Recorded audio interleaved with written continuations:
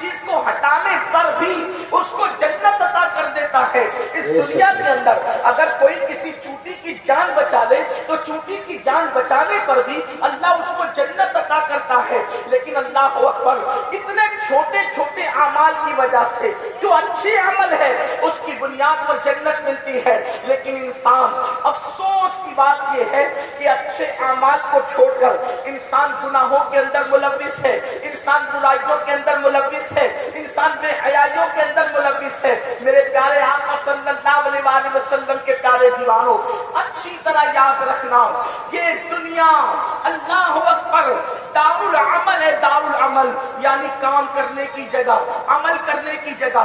اللہ اکبر، یہاں جو کرو گے وہاں پر وہی پاؤ گے. ایسا نہیں ہے کہ یہاں آپ نے جو نہیں کیا وہاں پر آپ کو وہ مل جائے. چاہے آپ کسی خاندان کے ہو، چاہے آپ کسی خطے کے ہو، چاہے آپ کسی قبیلے کے ہو، اچھی طرح یاد رکھنا.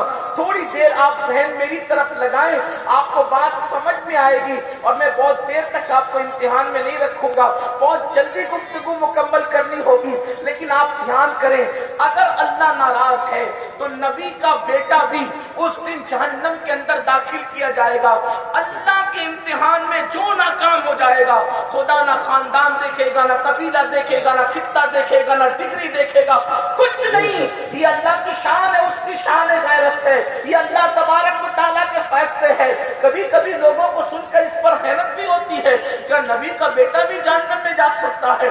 بالکل جائے گا. قرآن نے کہا ہے تو جائے گا. اس لیے کہ آپ دیکھیں، تفاسیر قرآن اٹھا کر کے دیکھیں کہ نوح علیہ السلام کا بیٹا، اللہ اکبر، قیامت کے دن اللہ کے امتحان میں ناکام ہوگا، اللہ اس کو جہنم میں داخل فرمائے گا. ایک نبی کا سگا چچا بچھو کی شکل میں جہنم میں داخل کیا جائے گا. اللہ اکبر، اب وہ بھی کوئی نبی تو کوئی معمولی ہے ہی نہیں، لیکن اللہ اکبر، ابو الانبیاء سیدنا ابراہیم علیہ السلام کا سگا چچا، جسے دنیا آزر کے نام سے جانتی ہے، جب وہ اللہ کے امتحان میں ناکام ہوگا تو اس کو بچھو کی شکل میں جہنم کے اندر داخل کیا جائے گا. آپ اندازہ فرمائیں، لوط علیہ السلام کی بیوی اس دن جہنم کے اندر داخل کی جائے گی، اس لیے کہ وہ اللہ کے امتحان میں ناکام ہو جائے گی. اب آپ مجھے بتائیں، جب نبی کی بیوی، نبی کا سگا چچا، نبی کا بیٹا جس دن جہنم میں جا رہے ہوں گے، صرف اچھے اعمال نہ ہونے کی وجہ سے، اچھے عقائد نہ ہونے کی وجہ سے، اللہ رب العزت کے امتحان میں ناکام ہونے کی وجہ سے، اس دن میرا اور آپ کا کیا بنے گا؟ ہمارے حالات کیا ہوں گے؟ مسلمانوں مجھے بتاؤ، ہم لوگ سب کے لیے ٹائم نکالتے ہیں، ہم اچھے عمل کے لیے کتنا ٹائم نکالتے ہیں؟ اللہ اکبر، بولو بتاؤ نا، ذرا غور تو کرو. کل قیامت کے دن اللہ کا امتحان ہے. امتحان لینے والا ایگزامینر خدا ہے، جانچنے والا خدا ہے، سوال کرنے والا خدا ہے. اللہ یقیناً راج محل بڑا علاقہ ہے، یہاں کے لوگ پڑھے لکھے ہیں. آپ جانتے ہیں جب ہمارے بچے S S C H S C کے امتحانات دیتے ہیں، I S I P S کے امتحانات دیتے ہیں، تو وہ دنیا کے اس امتحان کے لیے پوری رات بھر جا کر کے تیاری کرتے ہیں. حیرت ہے، جس امتحان کے بعد پھر چانس ملے گا امتحان دینے کا، اس کے لیے طالب علم رات بھر جاگتے ہیں. ان جاگنے والوں کو میں سلام کرتا ہوں. جس امتحان میں ناکام ہونے کے بعد کامیابی کے پھر چانسز ہیں، اس کے لیے بچے اتنی محنت کرتے ہیں، رات و دن تگوداؤ کرتے ہیں. ہمیں کیا ہو گیا ہے؟ جس امتحان کے بعد پھر کوئی امتحان نہیں ہے، پھر کوئی چانس نہیں ہے، اور وہ میرے اللہ کا امتحان ہے، وہ میدان محشر کا امتحان ہے، وہ قیامت کے دن کا امتحان ہے. اس کے لیے ہم نے کیا تیاری کی ہے؟ یہی نا کہ اللہ اکبر، کوئی موبائل گیم سے لگا ہوا ہے، کوئی جوا کھیل رہا ہے، کوئی شراب کے اڈوں کو آباد کر رہا ہے، کوئی زنا کے اڈوں کو آباد کر رہا ہے، کسی نے مسجدوں کو ویران کر رکھا ہے، کوئی آخرت کو بھلا چکا ہے. مسلمان ہونے کا مطلب کیا ہے؟ مسلمان ہونے کا مطلب بس اتنا کہ ہر جمعہ کو 2 رکعت نماز پڑھ لو اور اس کے بعد ختم ہو گیا معاملہ. نہیں میرے عزیز، آئیے میں آپ کے سامنے ایک روایت کا مفہوم پیش کروں جو بخاری شریف میں اور اور مزید سیاح کی دوسری کتابوں میں بھی موجود ہے، اس کے علاوہ اور بھی دوسری کتابوں کے اندر بڑی کثرت کے ساتھ یہ حدیث موجود ہے، جس کو بطور مفہوم اپنے الفاظ کے جامع میں پیش کرنا چاہتا ہوں۔ سنو سنو میرے آقا صلی اللہ علیہ وسلم کے دیوانوں اور اے خاتون جنت کی کنیزوں، آپ بھی دل کے کانوں سے سن لو۔ یاد رکھنا، اس دنیا میں جتنی ذکر کر کے مرو گے، کوئی کچھ کرے یا نہ کرے، لیکن ایک دن اللہ کی عدالت ہے۔ اس اللہ سے ڈرو، اس اللہ کا خوف کرو جس کے لیے انبیاء کرام رویا کرتے تھے، جس کی خاطر مصطفیٰ جان رحمت اتنا روتے تھے اللہ کی خشیت کی وجہ سے۔ ام المومنین سیدہ عائشہ صدیقہ فرماتی ہیں کہ رسول اللہ کے سینے سے خدا کی خشیت کی وجہ سے حالت نماز میں چوتھی صف تک کی ہم آواز سنا کرتے تھے، اور آواز ایسی آتی تھی جیسے ہانڈی چولہے پہ رکھی ہو تو کیسے کھٹ کھٹ کی آواز آتی ہے، اس طرح کی آواز ہم حضور کے سینے سے سنا کرتے تھے۔ اللہ اکبر! مجھے بتاؤ تو صحیح، جن کو رسول اللہ نے جنت کی بشارتیں دی تھی وہ عمر ابن خطاب اللہ کے خوف سے اتنا روتے تھے کہ روتے ہوئے آپ کے چہرے پہ آنسوؤں کا نشان پڑ گیا تھا۔ آپ مجھے بتائیں نا، اللہ اکبر! سیدنا عثمان غنی رضی اللہ تعالیٰ عنہ قبروں پر کھڑے ہو کر اتنا روتے تھے، ایسا لگتا تھا کہ جیسے ان پر موت طاری ہو جائے گی۔ مولا کائنات جن کے بیٹے جنتی جوانوں کے سردار، جن کی بیوی شہزادی کونین، اللہ اکبر، جن کے بھائی رسولوں کے امام سید العالمین، آپ اندازہ کریں وہ مولا کائنات رات کے اندر، رات کے آخری حصے میں اس طرح بلک کر روتے تھے جیسے کوئی سانپ کا ڈسا ہوا بلک کر تڑپ تڑپ کر آہو بکا کرتا ہے۔ آپ مجھے بتائیں کہ کبھی ہماری راتیں ایسی گزری ہے کہ کبھی ہم نے اپنی قبر کو سوچ کر بھی رویا ہے؟ 500 کی نوٹ گم ہو جانے پر تو روئے ہیں، ماں کی میت پر تو روئے ہیں، باپ کے جنازے پر تو روئے ہیں، دوستوں کے بچھڑنے پر تو روئے ہیں، کبھی کاروبار میں نقصان ہوا تو روئے ہیں، ایگزام میں ناکام ہوئے تو روئے ہیں، کسی حادثہ ہوا ہے تو روئے ہیں۔ کبھی اس لیے رویا کہ ایک دن قبر ہے، وہ قبر کی تنگ اور تاریک وادی ہے، کبھی اس لیے رویا اللہ اکبر نہ جہاں کوئی رشتہ دار ہے۔ میں تو کہتا ہوں جنت میں بھی لوگ ساتھ ہوں گے، جہنم میں بھی لوگ ساتھ ہوں گے، لیکن جنت و جہنم سے پہلے ایک منزل ہے جس کو قبر کہتے ہیں، اس میں کوئی ساتھ نہیں ہوگا، نہ دوست ہوں گے، نہ احباب ہوں گے، نہ بھائی ہوں گے، نہ بھتیجے ہوں گے، اللہ اکبر، نہ دولت ہے، نہ بیوی ہے، نہ بچے، ہم اکیلے اکیلے ہوں گے۔ آپ مجھے بتائیں 10 بائی 10 کے کمرے کے اندر اگر کسی بندے کو اکیلا 1 سال تک کے رکھ دیا جائے، وہ بندہ ایسے تنہائی کی وجہ سے تڑپ تڑپ کر مر جائے۔ 10 بائی 10 کے خود کے کمرے میں پنکھا لگا ہے، اے سی لگا ہے، ضرورت کا سامان ہے، لیکن تنہائی ہے تو کتنا ڈر لگتا ہے، کتنا خوف لگتا ہے، کتنی تکلیف ہوتی ہے۔ لیکن وہ 10 بائی 10 نہیں بلکہ 2 گز زمین ہے، نہ تکیا، نہ بستر، نہ پنکھا، نہ اے سی، دائیں مٹی، بائیں مٹی، آگے مٹی، نیچے مٹی، پیچھے مٹی، مٹی ہی مٹی ہے۔ اور اسی صرف مٹی نہیں بلکہ اللہ اکبر وہ قبر کی خوفناک گرمی ہے۔ پنڈال کے نیچے کھلے آسمان میدان کے اندر جب گرمی کا یہ عالم ہے تو قبر کے اندر اس مٹی کی گرمی کا عالم کیا ہوگا، قبر کے اندر اندھیرے اور تاریکی کا عالم کیا ہوگا۔ پھر اتنا ہی نہیں، کفن کو کیڑے نوچ رہے ہوں گے، بچھو جسم کو ڈس رہے ہوں گے، جن جسم پر بچھو اور سانپ چمٹے ہوئے ہوں گے، کوئی بچانے والا مددگار نہ ہوگا۔ آپ مجھے بتائیں اس طرح خوفناک وادی میں جانا ہے، اس کے لیے کیا تیاری کی؟ یہی کہ عورتوں پر پاپ کی نظریں ڈالتے رہے، یہی کہ جوا کھیلتے رہے، وہ جوا جس کے بارے میں میرے آقا صلی اللہ علیہ وآلہ وسلم کے حوالے سے حضرت امام غزالی نے لکھا کہ جو دنیا میں جوا کے آلات اپنے ہاتھوں میں لیں گے، قیامت کے دن ان کے ہاتھ سور کے خون کے اندر رنگے ہوئے ہوں گے۔ جوا کھیلنے والوں، آج جنگلی رمی کھیلنے والوں، موبائل پر گیمز کے ذریعے سے جوا کھیلنے والوں، 3 پتی کا گیم ہے، یہ گیم ہے، وہ گیم ہے، یہی نا کہ آپ بہت مہذب طریقے سے گناہ کر رہے ہیں۔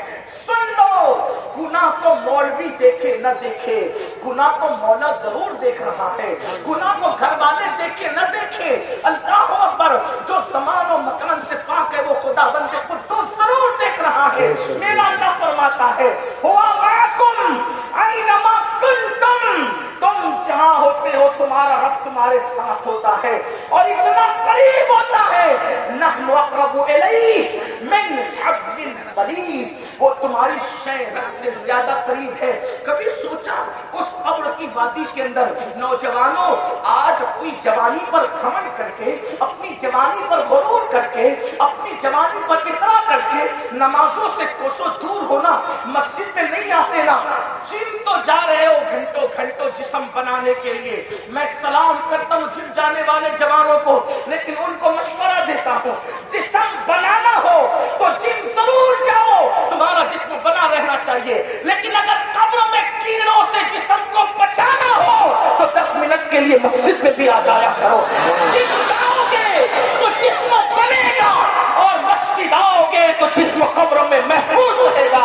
نماز کے لیے وقت نکالنے والوں انشاءاللہ دنیا دیکھے گی، اگر تم سچے دل سے نماز کے پابند ہو گئے تو تمہارا کفن بھی میلا نہیں ہوگا، تمہارا جسم بھی سلامت رہے گا۔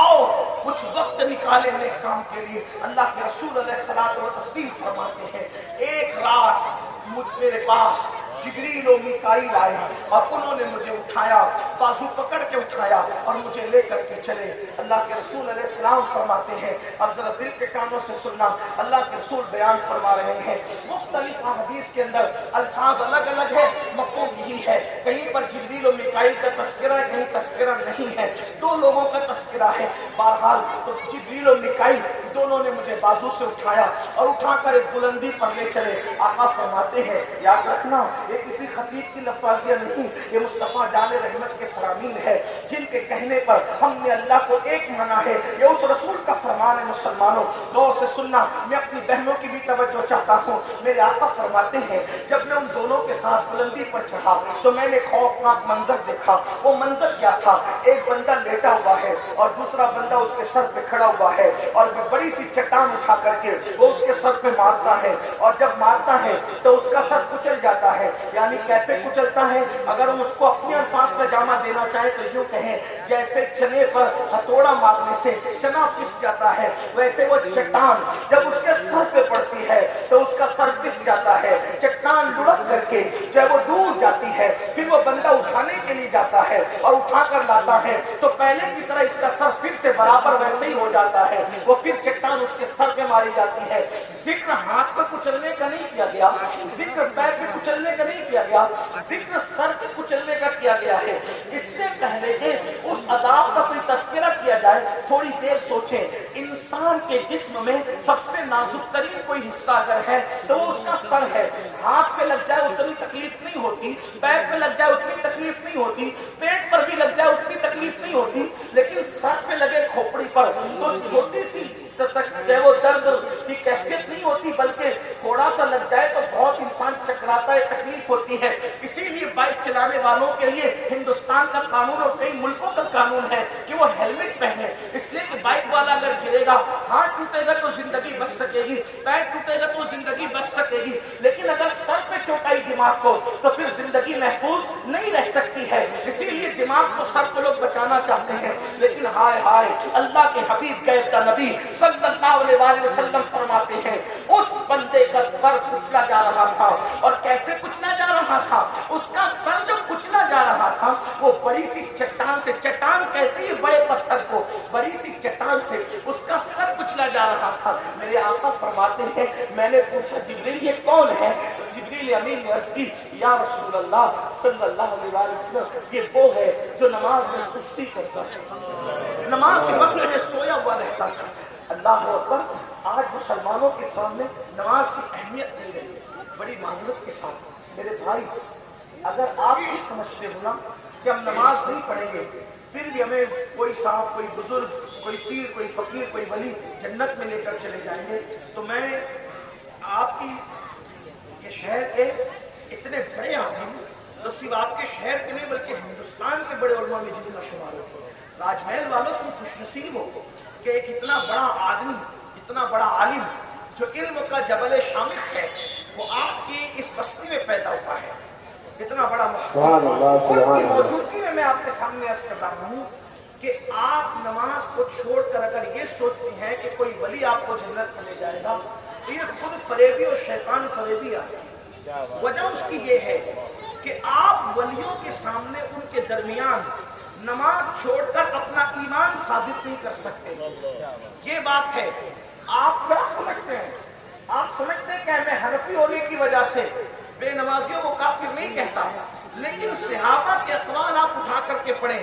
صحابہ فرماتے ہیں رسول اللہ کے دور میں مسلمان کی پہچان کیا تھی؟ رسول پاک کے دور میں مسلمان کی پہچان کیا تھی؟ صحابہ کہتے ہیں جو نماز پڑھتا تھا ہم اس کو مسلمان سمجھتے ہیں۔ سبحان اللہ سبحان اللہ، نعرہ تکبیر۔ نماز کی بنیاد پر مسلمان سمجھتے تھے۔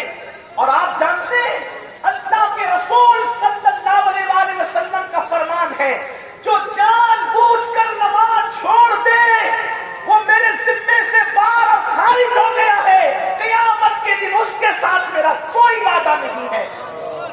آپ مجھے بتائیں تو صحیح جس سے رسول پاک بیزاری کا اظہار کرے، اور صرف بیزاری کا نہیں، فقیہ ابو اللیث سمرقندی جو احناف فقہا میں صف اول کے لوگوں میں سے ہیں، انہوں نے لکھا ہے اللہ کے رسول علیہ السلام اپنے صحابہ کو وصیت کرتے تھے۔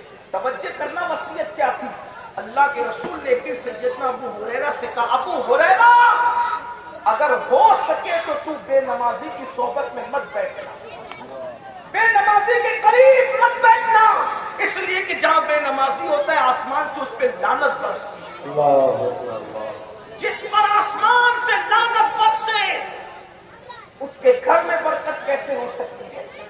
جس پہ آسمان سے لعنت برسے اس کے دل کو سکون کیسے مل سکتا ہے؟ جس پہ آسمان سے لعنت برسے اللہ اکبر اس کی بگڑی کیسے بن سکتی ہے؟ بلکہ اللہ کے رسول علیہ السلام فرماتے ہیں جو نماز چھوڑ دیتا ہے اللہ نیکوں کی دعا سے اس کا حصہ بھی ختم کر دیتا ہے۔ ہم نے نماز چھوڑی، بلکہ میں تو یہ کہتا ہوں ہمارے ہر مسئلے کا حل اللہ نے نماز میں رکھا ہے۔ کل بھی ہمارے مسائل کا حل خدا کی چوکھٹ پر اس کے دربار میں تھے، آج بھی اسی کے دربار میں ہے، قیامت تک اسی کے دربار میں رہیں گے۔ اللہ کا در چھوڑ کر اگر تم چاہتے ہو کہ تمہارے مسائل کہیں حل ہوں گے، ایسا نہیں ہو سکتا۔ آج لوگ کہیں مولانا دیکھو دنیا میں مسلمانوں کے گھروں پہ بلڈوزر چل رہے ہیں، مسلمانوں کے مکان توڑے جا رہے، جلائے جا رہے۔ میں نے کہا جو ایسا کر رہا ہے وہ ظالم ہے، اپنے انجام کو پہنچے گا، کیونکہ ہمارا مذہب کہتا ہے کہ چڑیا کا گھونسلہ بھی کوئی اجاڑ دے تو اللہ اس کے حق کو ویران کرے گا۔ میں کبھی بھی گھر اجاڑنے والوں کا سپورٹ نہیں کر رہا ہوں، چاہے وہ چھوٹا ہو چاہے بڑا، لیکن ایک سوال مجھے مسلمانوں سے کرنا ہے، تمہارے گھروں کو اجاڑا جا رہا ہے تو تمہیں کتنی تکلیف ہو رہی ہے؟ تمہارے گھروں کو ویران کیا جا رہا ہے تو تمہیں کتنا درد ہو رہا ہے؟ تم نے صدیوں سے جو اللہ کا گھر ویران کر رکھا ہے اس کی تکلیف کس کو ہوگی؟ اس کا درد کس کو ہوگا؟ میں کہتا ہوں کوئی بلڈوزر چلانے والا مائی کا لال پیدا نہ ہوتا اگر مسلمان اللہ کے گھر کو آباد کرتے۔ اور آج بھی میں گارنٹی کے ساتھ کہہ رہا ہوں میرے اللہ کے توکل پر آج بھی مسلمان اگر مسجد کو اللہ کے گھر کو خلوص دل سے سجدوں سے آباد کرے انشاءاللہ اللہ تمہارے گھروں کو پھر ایسے آباد کرے گا، وہ بہاریں عطا کرے گا جس سے تم تصور نہیں کر سکتے۔ نعرہ تکبیر، نعرہ تکبیر، نعرہ رسالت، نعرہ رسالت، آل رسول، گلشن زہرا کے پھول، نعرہ تکبیر، نعرہ رسالت۔ میرے دوست نے مجھ سے کہا، بے شک میرے دوست نے مجھ سے کہا امین بھائی حالات خراب ہیں کہ ہم جیل بھرو تحریک شروع نہ کر دیں دنیا کو سدھارنے کے لیے۔ میں نے کہا رک، اس وقت جیل بھرو تحریک کی ضرورت نہیں ہے، اگر تجھے تحریک چلانا ہے تو مسجد بھرو تحریک چلانا شروع کر۔ جس دن مسجد بھر جائے گی، جیسے مسلمان جمعہ میں آتے ہیں ویسے مسلمان فجر میں آئیں گے، پھر دیکھنا تمہارا سیاسی عروج کیسے ہوگا، تمہارا سماجی عروج کیسے ہوگا، تمہارا تعلیمی عروج کیسے ہوگا۔ آپ سوچیں گے مولانا ایک سجدے سے کی سب آپ بتا رہے ہیں، واللہ میں کوئی کسی کمپنی کی طرح آپ کو ہتھیلی میں جنت نہیں دکھا رہا ہوں۔ سجدے میں جب سجدہ ہے کیا؟ جب سجدے کی وجہ سے خدا مل جاتا ہے تو وہ کون سی نعمت ہے جو سجدے کی وجہ سے نہیں مل سکتی؟ جب اپنے رسول نے فرما دیا کہ جب تم سجدے میں ہوتے ہو تو خدا اور بندے کے درمیان کے سارے حجابات اٹھا دیے جاتے ہیں، سارے پردے اٹھا دیے جاتے ہیں، اور بندہ سب سے زیادہ سجدے میں اللہ کے قریب ہوتا ہے۔ تو میرے بھائیوں، میری بہنوں، سجدوں کے پابند بنو، اپنے بچوں کو سجدے کا پابند بناؤ۔ اور اس سلسلے میں آپ سے عرض کروں، ایک مرتبہ اللہ کے رسول علیہ السلام نے اپنے صحابہ سے کہا، اے میرے صحابہ، دعا کرو کہ اللہ تمہیں بدبخت نہ کرے اور محروم نہ کرے۔ دھیان سے سننا، بدبخت آقا صحابہ سے کہنے ہیں جنہوں نے ماتھے کی آنکھوں سے رسول اللہ کا دیدار کیا۔ ہم لوگ سنی لوگ بغیر کسی خوف کی یہ بات دنیا میں کہتے ہیں، جیسے جنت کا ہونا یقینی ہے ویسے میرے نبی کے ہر صحابی کا جنتی ہونا یقینی ہے۔ یہ ہمارا عقیدہ ہے۔ وہ اصحاب رسول جن کے لیے قرآن رضی اللہ عنہم ورضوا عنہ کا ترانہ گنگناتا ہے، وہ اصحاب رسول جن کے لیے والذین معہ کے الفاظ قرآن کہتا نظر آتا ہے، وہ اصحاب رسول اللہ اکبر جن کے لیے وَكُلًّا وَعَدَ اللَّهُ الْحُسْنَى کے الفاظ قرآن میں آتے ہیں۔ میرے آقا نے ان اصحاب سے کہا، میرے صحابہ دعا کرو کہ اللہ تمہیں بدبخت نہ کرے اور محروم نہ کرے۔ اب حضور نے کہا تو انہوں نے تو دعا کرنی تھی، لیکن پھر آقا نے پوچھا کیا تم مجھ سے سوال نہ کرو گے کہ بدبخت کون ہے اور محروم کون ہے؟ تو صحابہ نے اس کی یا رسول اللہ ہمارے ماں باپ آپ پر قربان، حضور بتائیں کہ بدبخت کون اور محروم کون ہے؟ تو میرے آقا فرماتے ہیں جو نماز چھوڑ دے وہ بدبخت بھی ہے اور محروم بھی ہے۔ اللہ کے رسول ان کو بدبخت کہہ رہے کہ جنہوں نے نماز چھوڑ، اور محروم بھی ہے۔ میرے عزیز بھائیوں، اپنے حال پہ رحم کرو۔ سب سے زیادہ عذاب قبر میں بے نمازیوں پہ ہوتا ہے۔ تو پھر آقا کو کیا دکھایا جا رہا ہے؟ سر کچلا جا رہا ہے۔ سر کیا درد ہوگا، کیا تکلیف ہوگی، کس کو پکارو گے؟ اور سر کچلا جائے گا، سر پہ چٹان ماری جائے گی، پتھر لڑک کر جا رہا ہے، پھر لایا جا رہا ہے، پھر مارا جا رہا ہے، پھر لایا جا رہا ہے، پھر مارا جا رہا ہے۔ 10 منٹ کا ٹائم نکالنے میں کیا جاتا ہے؟ میرے آقا علیہ السلام فرماتے ہیں پھر آگے بڑھے۔ میں نے دیکھا کہ ایک بندہ ہے جس کے جبڑوں کو راڈ سے، یہ راڈ آپ کو سمجھانے کے لیے کہہ رہا ہوں، حدیث میں راڈ نہیں کہا گیا لیکن راڈ آپ سمجھ سکتے نا، لوہے کا راڈ، تو اس سے اس کے جبڑوں کو جو ہے وہ کاٹا جاتا ہے اور وہ چیخ رہا ہے۔ پوچھا جبریل یہ کون ہے؟ اس کی یا رسول اللہ یہ افواہ پھیلانے والے لوگ ہیں، یہ کسی بھی کے بھی خلاف افواہ پھیلایا کرتے ہیں، یہ افواہ پھیلانے، جیسے آج کل آپ لوگ واٹس ایپ پر کچھ بھی بات آ گئی اس کو بغیر تحقیق کے آگے بڑھا دیا، بغیر تحقیق کے آگے بڑھا دیا، کسی کے بارے میں الزام لگا دیا اور فلاں کا تو فلاں کے ساتھ چکر ہے، تم تو مستی میں بول چکے چکر ہے، لیکن اب اس پر کیا چکر آئے گا اس کو تو دیکھو، اس کی عزت کے ساتھ کتنا کھلواڑ ہوگا اس کو تو دیکھو۔ آپ جس کے بارے میں چرچا اٹھا کر بول دیتے میں نے فلاں سے سنا، اللہ کے رسول علیہ السلام فرماتے ہیں کسی کے جھوٹا ہونے کے لیے اتنا ہی کافی ہے کہ وہ جو سنے وہ آگے کو بیان کر دے، اس لیے تحقیق بھی تم کیا کرو، افواہیں نہ پھیلایا کرو، افواہ پھیلانے والوں کے جبڑے کاٹے جائیں گے۔ افواہ پھیلانے میں عورتوں کا کردار زیادہ ہوتا ہے، عورتیں بہت پھیلاتی افواہ، بلکہ عورتوں کا حال تو یہ ہوتا ہے کہ افواہ پھیلاتی بھی جائے گی اور کہتی بھی جائے گی کہ بہن اب اس کو کسی سے بیان نہیں کرنا، بہن اس کو کسی سے بیان نہیں کرنا۔ 2 گھنٹے ایک دوسرے کے خلاف بکواس کرے گی، غیبت کرے گی، چغلی کرے گی، ایک دوسرے کے عیب بیان کرے گی، اور جب جدا ہوگی 2 گھنٹے کے بعد تو ایسے اظہار تقویٰ اور ولایت کے ساتھ رخصت ہوگی، اللہ استغفر اللہ، اللہ سب کو معاف کرے، ہم تو بس یوں ہی گفتگو کر رہے تھے، اور اللہ تعالیٰ سب کی حال کی اصلاح کرے، غیبت کرنا ہمارا مقصد ہی تھا، اللہ سب کو معاف کرے۔ یعنی کہ سب کچھ کہنے کے بعد یہ 2 جملے اخیر کے ایسے تقویٰ اور پرہیزگاری کی کہہ جائے گی کہ ایسا لگتا ہے کہ اپنے دور کی رابعہ بسری ہے۔ تمہارے یہ 2 جملے رسمی طور پر تمہاری اس غیبت کو، اس افواہ کو، ان الزامات کو، ان تہمت کو جو وہ ختم نہیں کر سکتے۔ اس لیے یاد رکھنا، اپنے آپ کو اگر جہنم سے بچانا ہے افواہ پھیلانے سے توبہ کرو۔ پھر میرے آقا فرماتے ہیں اور آگے بڑھے، ہم نے دیکھا کچھ لوگ ہیں اوپر سے تنگ ہے، نیچے سے کھلا ہوا ہے، اور اس کے اندر سے چیخنے چلانے کی آوازیں آ رہی ہیں، کچھ لوگ چیخ چلا رہے ہیں، اور پھر جب میں نے جھانک کر کے دیکھا تو کچھ عورتیں اور کچھ مرد اس میں ننگے تھے، اور ان کو جو ہے وہ جیسے ہانڈی ابلتی ہے تو ڈھکن اوپر ہوتا ہے، ویسے جہنم ابل رہی تھی آگ، تو وہ کبھی اوپر ہوتے تھے پھر نیچے ہوتے تھے، اور وہ اتنا چلا رہے تھے تو میں نے جھانک کر دیکھا تو پوچھا جبریل یہ کون ہے؟ اور جبریل امین نے عرض کی یا رسول اللہ صلی اللہ علیہ وآلہ وسلم یہ آپ کی امت کی وہ عورتیں اور وہ مرد ہیں جو زنا کیا کرتے تھے، بدکاری کیا کرتے تھے، بدفعلی کیا کرتے تھے، ان کا یہ حال ہے کہ وہ جہنم میں بھی ننگے ہیں، اور اس طریقے سے جہنم ابل رہی ہے، اور ان کا حال یہ ہے کہ ان کی آواز سے کلیجہ منہ کو آ رہا ہے۔ آج یہ فعل بد بھی مسلم امہ کے اندر بہت تیزی کے ساتھ پھیل رہا ہے، اس کی وجہ ایک تو فلمیں، ڈرامے، سیریل، یہ سب چیزیں ہیں، اور دوسری بات بچیوں میں اسلامی علوم کا نہ ہونا، پردے کی پابندی کا نہ ہونا، مرد فلمیں دیکھ کر آوارہ ہوئے اور عورتوں نے اپنے آپ کو بے پردہ کیا۔ زنا کے خاتمے کی سب سے بڑی اگر کوئی تدبیر ہو سکتی ہے تو وہ یہ کہ حسن کو با پردہ کر دو اور آنکھوں کو خدا کی خشیت سے جھکا دو۔ اگر آنکھیں اللہ کے خوف سے مردوں کی جھک جائیں اور عورتیں پردے کی پابند ہو جائیں، انشاءاللہ ہم زنا پہ بدی پر کنٹرول کر سکتے ہیں۔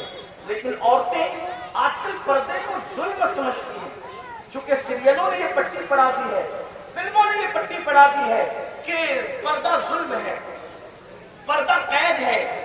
حیرت کی بات یہ ہے کہ عورتوں کو جو اسلام حجاب کرنے کا حکم دیتا ہے پردے کا، وہ بطور ظلم نہیں دیتا، بلکہ ہمارے یہاں یہ کانسیپٹ ہے، یہ تصور ہے کہ ہر قیمتی چیز کو ہم چھپاتے ہیں، ہر قیمتی چیز کو ہم چھپاتے ہیں۔ عورتوں کو تو اب پتہ چل جانا چاہیے اس صدی میں کہ آخر حجاب میں ایسا کیا ہے کہ جو لوگ ہتھیاروں سے نہیں ڈر رہے وہ عورتوں کے حجاب سے کیوں ڈر رہے ہیں؟ آخر حجاب میں اتنا پاور کیوں ہے؟ حجاب میں اتنی طاقت کیوں ہے؟ وہ نہیں جانتی خواتین، اس لیے کہ جب کوئی عورت بے حجاب ہو جاتی ہے تو وہ مردوں کی آنکھوں سے بچ نہیں سکتی۔ جب کوئی عورت بے حجاب ہو جاتی ہے تو شیطان اس کی طرف لوگوں کی توجہ کو مائل کرتا ہے۔ جب کوئی عورت بے حجاب ہو جاتی ہے تو اس کی عزت خطرے میں پڑ جاتی ہے۔ عورت کا حجاب اس کی آبرو کو تحفظ ہے، اس کی عزت کو تحفظ ہے۔ اللہ اکبر، جب تک عورتیں پردے کی پابند نہیں، کبھی کسی عورت کی آبرو لوٹی نہ گئی، کبھی کسی عورت کی عزت لوٹی نہ گئی۔ جب تک عورتیں پردے کی پابند رہی، کوئی بیٹی کسی غیر کے ساتھ بھاگتی نظر نہ آئی۔ اللہ اکبر، یہ پردہ کیا ہے، یہ حجاب کیا ہے؟ یہ قید کرنے کا طریقہ نہیں بلکہ تحفظ کا طریقہ ہے۔ اس کو خواتین یوں سمجھ سکتی ہے کہ سبزی پالا جو ہے وہ لاریوں پر لگا کر کے لوگ بیچتے ہیں، لیکن ہیرے جواہرات جو ہے، سونے چاندی کی زیورات جو ہے وہ لاریوں کو سجا کر نہیں بیچتے بلکہ شو روم کے اندر انتہائی احتیاط کے ساتھ چھپا چھپا کر کے بیچتے ہیں۔ اب کوئی کہے لو صاحب ان مسلمانوں کو کیا ہوا کہ یہ ہیرے جواہرات اور سونے چاندی کو چھپانے لگے، یہ اس پہ ظلم کر رہے ہیں، تو کوئی عقل مند کہے گا پاگل ہو گیا، ہر قیمتی چیز چھپائی جاتی ہے۔ میں خواتین کو سمجھانے کی صرف ایک بات کہوں، دیکھو ہمارے مذہب میں جتنی قیمتی چیزیں تھی ہم نے سب چھپائی، ہمارے مذہب نے سب چھپائی۔ جیسے مثال کے طور پر آپ دیکھ لیں کہ دنیا میں جتنی مسجدیں ہیں، مسجدیں کروڑوں کی تعداد میں پوری دنیا کے اندر، ایک سے خوبصورت مسجد ہے، لیکن ساری مسجدوں کو بے پردہ رکھا گیا۔ لیکن جو تمام مسجدوں میں سب سے افضل ترین مسجد تھی جس کو کعبۃ اللہ شریف کہتے ہیں، اس کو گلاف چڑھا کر پردے میں ڈال کر کے بتا دیا گیا کہ اور مسجدیں الگ ہیں اور مسجد حرام کی شان الگ ہے۔ جو پردے میں دیکھے گا سمجھ جائے گا کہ اس کی شان الگ ہے۔ اسی طریقے سے دنیا میں کتابیں کروڑوں کی، اربوں کی، خربوں کی تعداد میں چھپتی ہے، ساری کتابیں بے پردہ پڑی ہوئی ہے، لیکن جو سب سے قیمتی کتاب ہے جسے قرآن مقدس کہتے ہیں اسے جزدان میں لپیٹ کر بتا دیا گیا۔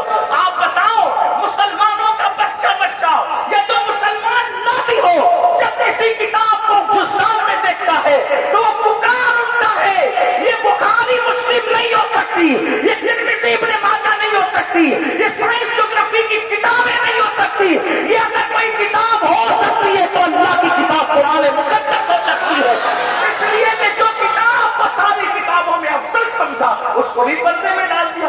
اسی طریقے سے دنیا میں کتنی قبریں ہیں اور وہ خربوں قبریں تو ہوگی, ساری قبریں کھلی پڑی ہوئی ہے, ساری قبریں ننگی پڑی ہوئی ہے, لیکن ہم نے جس قبر کو قیمتی سمجھا, غوث اعظم کی قبر کو قیمتی سمجھا, اس کو بے پردہ نہیں رکھا بلکہ غلاف ڈال کر اس کو باپردہ کر دیا. غریب نواز کی قبروں کو قیمتی سمجھا, غلاف ڈال کر کے باپردہ کر دیا. مخدوم اشرف کی قبروں کو باپردہ کر دیا. تاکہ بس حال یہ ہے, عوام اور رستہ چلنے والا جب بغیر غلاف کی قبر دیکھتا ہے تو سمجھ جاتا ہے عامر سمن کی قبر ہے, اور جب پردے والی قبر دیکھے تو سوچتا ہے کسی اللہ کے ولی کی قبر ہے. بولو یہ پہچان ہے کہ نہیں ہے؟ اور سب تو اپنی جگہ ہے, مخلوق سب بے حجاب ہے لیکن خالق پردے میں ہے, جیسا کہ اس کی شان ہے.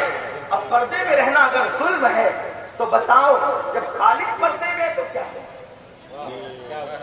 خالق نے اپنی شان کے مطابق مخلوق سے حجاب کر رکھے, اور عورتوں کو پردے میں کر کے بتایا گیا کہ عورت کتنی قیمتی ہے.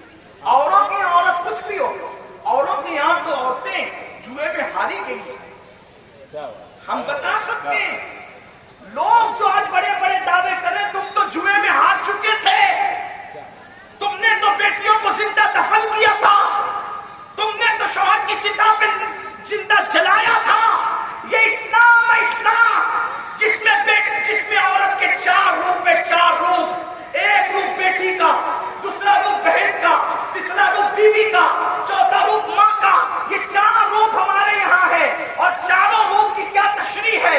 اگر عورت بیٹی کی شکل میں ہے تو وہ باپ کے لیے جنت ہے, عورت اگر بہن کی شکل میں ہے وہ بھائی کے لیے جنت ہے, عورت اگر نیک بیوی کی شکل میں ہے وہ شوہر کے لیے جنت ہے, عورت اگر ماں ہے تو اس کے قدموں میں جنت سمٹ آتی ہے, اس کے قدموں کے نیچے جنت ہے.